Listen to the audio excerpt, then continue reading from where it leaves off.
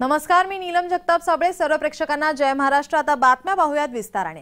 केंद्रीय पथकाकडून दुष्काळी भागाची पाहणी करण्यात आली आहे. माळशिरस आणि सांगोला तालुक्यातील दुष्काळी भागाची पाहणी करण्यात आली आहे.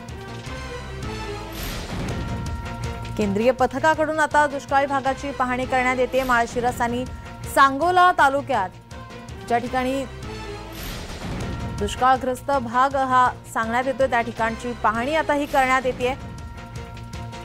केंद्रीय पथक पंढरपूरमध्ये पोहोचलं आहे. दुष्काळ भागाची या ठिकाणी पाहणी करण्यात येते. आपले प्रतिनिधी संकेत कुलकर्णी आपल्यासोबत फोनलाईन वरून जोडलेत. संकेत, केंद्रीय पथक हे आता पंढरपूरमध्ये आलेलं आहे. दुष्काळी भागाची पाहणी करण्यात येते. काय अधिकची माहिती? खरं तर पाहिलं तर सोलापूर जिल्हा हा कायम दुष्काळी पट्ट्यातला जिल्हा म्हणून ओळखला जातो. यात सोलापूर जिल्ह्यामधील असणारा सांगोला, माळशिरस, बार्की, माढा, करमाळा अशा 5 तालुक्यात तर उर्वरित तालुक्याच्या 45 महसूल मंडळात हा दुष्काळ सरकारकडून जाहीर करण्यात आला होता. याच परिसरातील भागांना केंद्राकडून मदत मिळावी यासाठी खरं तर 2 सदस्यीय दुष्काळी पथक केंद्राचं हे सोलापूर जिल्ह्यात दाखल झालंय. त्यांनी सांगोला आणि माळशिरस या 2 तालुक्यामधल्या काही गावांची पाहणी केली.